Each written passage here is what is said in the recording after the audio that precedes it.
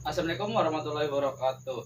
Waalaikumsalam warahmatullahi wabarakatuh. Perkenalkan, nama saya Fardanas Adia Imana dari kelas 12 ATU 2. Di sini saya akan melaksanakan tugas sejarah, yaitu mewawancarai eh, narasumber tentang periode Orde Baru dengan Bapak siapa kalau boleh tahu? Hanur Dito, Dengan Bapak Hanur Dito. Tiket RT1 RW 8, Kecamatan Kembaran, Kabupaten Banyumas. Kalau boleh tahu dengan usia berapa Bapak? Saya umur 61 tahun. Saya kelahiran tahun 1965. Baru. Pertanyaan pertama yaitu kebijakan pada masa Orde Baru itu gimana Pak? Kebijakan pada masa Orde Baru itu sebenarnya langkah tindak lanjut pembangunan Indonesia. Dalam membangun negara Indonesia waktu itu ya masih mengalami perkembangan. Jadi apa namanya yang tadi ditanyakan, kebijakan pemerintah kebanyakan masih berpihak di sektor pertanian, yang dalam arti harapannya Indonesia itu bisa swasembada pangan, yang waktu itu di titik beratnya pada repelita atau rencana pembangunan 5 tahun. Itu yang saya ketahui semenjak saya masih sekolah SMP dan SMA. Terakhir sekitar tahun lulus SMP tahun 1980 dan lulus SMA tahun 1986. Itu yang biasa saya jawab. Oke Pak. Lanjut pertanyaan kedua yaitu kelebihan dan kekurangan dari pada masa Orde Baru itu gimana Pak? Orde Baru dengan orde apa? Ya, Dengan masa yang mana? Orde Baru dengan Orde Baru saja Pak. Orde Baru. Ya, pada waktu Orde Baru kestabilan politik itu cukup bagus. Masalah-masalah gejala sosial atau istilahnya gesekan-gesekan di masyarakat bisa teratasi dengan baik oleh pemerintah. Oke. Lanjut pertanyaan selanjutnya yaitu pada masa Orde Baru kan terjadi demo mahasiswa, itu yang terjadi di Banyumas ini gimana kondisinya Pak kalau boleh tahu? Kalau waktu itu terjadi kasus Orde Baru puncaknya pada 98 tahun 1998, kebetulan saya ada di wilayah daerah khusus ibu kota Jakarta atau ibu kota negara kesatuan Republik Indonesia. Ya, waktu itu kalau di tingkat Banyumas sendiri saya kurang memahami, hanya bisa monitor lewat media sosial. Bahkan waktu itu media sosial belum seperti sekarang, jadi agak hanya tidak selengkap informasi sekarang. Karena waktu itu saya masih ada di Jakarta. Kalau suasana di Jakarta saya bisa memahami bahwa adanya gejolak sosial dari masyarakat memang ya sangat memprihatinkan lah. Timbulnya kekacauan di masyarakat, terjadi penjarahan di supermarket, pembakaran kendaraan di jalan-jalan umum, perusakan gedung kantor, terus perusakan sarana perekonomian. Itu yang saya ketahui. Oke, terima kasih Pak. Lanjut ke pertanyaan selanjutnya yaitu kondisi dalam bidang pertanian pada masa Orde Baru itu gimana Pak?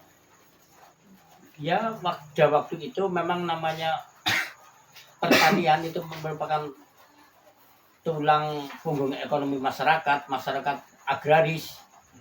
Ya, pertama cukup bagus lah, karena memang pemerintah itu sangat mendukung pembangunan irigasi bagi masyarakat. Itu.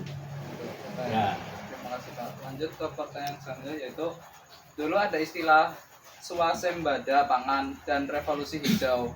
Bagaimana ketersediaan beras dan kebutuhan pokok saat itu? Apakah harganya benar-benar terjangkau bagi warga pada saat itu?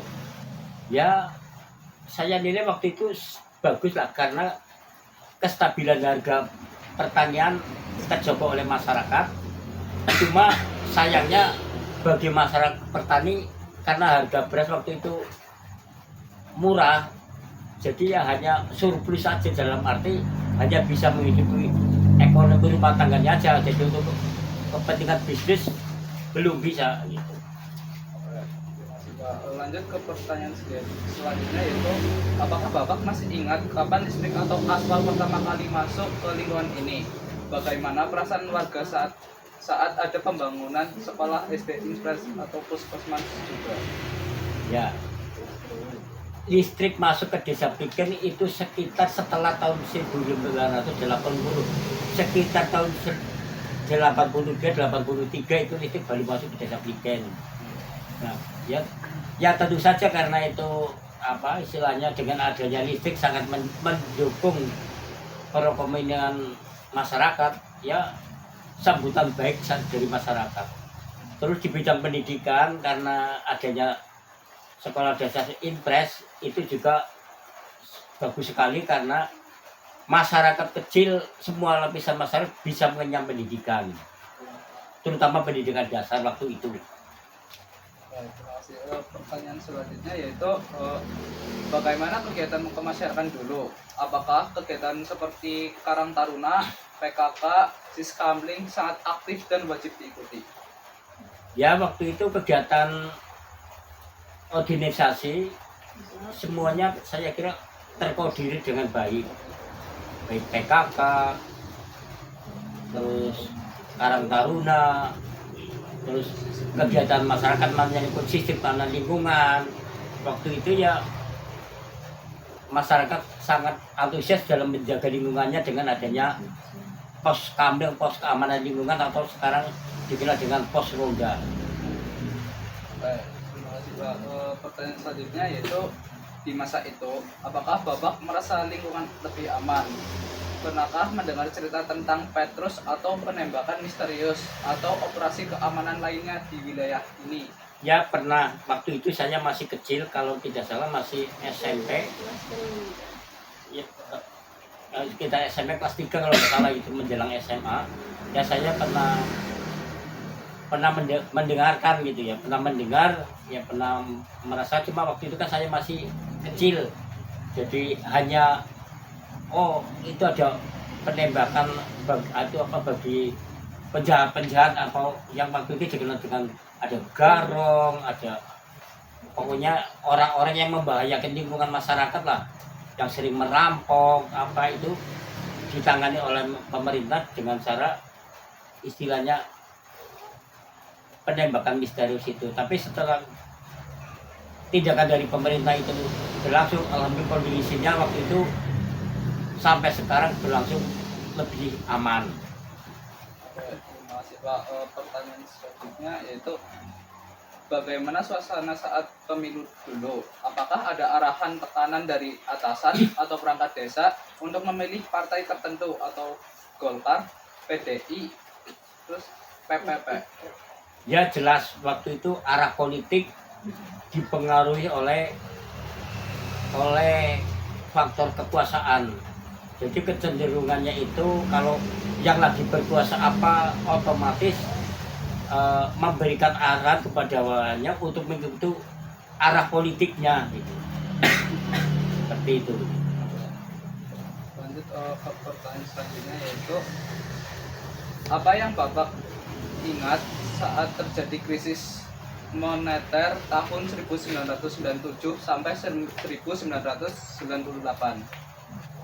Ya waktu itu dengan adanya krisis moneter, terutama menyangkut masalah ekonomi atau perekonomian masyarakat, terjadi perubahan harga atau gejolak ekonomi dengan naiknya harga barang-barang yang dulunya ibaratnya dengan kondisi perekonomian yang tadinya stabil, dengan adanya harga naik otomatis menimbulkan keresahan sosial bagi masyarakat. Nah itu puncaknya, jadi karena mungkin pemerintah itu kurang berhasil mengatasi gejolak-gejolak itu, akhirnya terjadi keributan atau kerusuhan. Terus bagaimana situasi di pasar atau di masyarakat Banyumas saat Soeharto mundur? Ya relatif, terutama bagi generasi muda yang berpendidikan memang mengharapkan adanya perubahan ideologi politik lah.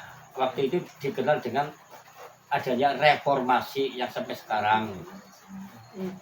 Cuma kadang-kadang reformasi itu juga kalau tidak ada batasan-batasan juga akhirnya kurang baik juga bagi masyarakat. Lanjut ke pertanyaan terakhir, menurut Bapak, apa pelajaran berharga dari masa Orde Baru yang bisa diambil oleh generasi muda sekarang? Ya tentunya generasi muda sekarang karena zaman sekarang itu semuanya sudah serba canggih, teknologi sudah semuanya apa tersedia, belajarnya dengan giat, tegar tekun, semangat belajar, semangat jiwa Pancasilanya, nasionalismenya itu harus dikembangkan, harus ditingkatkan. Masalah generasi muda sekarang itu banyak sekali godaannya, terutama dengan adanya ilmu dan teknologi ini. Saya kira ada baiknya juga ada kekurangannya. Baiknya kita bisa menguasai informasi sebanyak mungkin, tapi kekurangannya atau minusnya kita terutama menyangkut watak akhlak generasi muda sekarang itu sangat jauh dengan generasi dulu. Oke, terima kasih Bapak. Sekian untuk wawancara saya. Wassalamualaikum warahmatullahi wabarakatuh. Waalaikumsalam warahmatullahi wabarakatuh.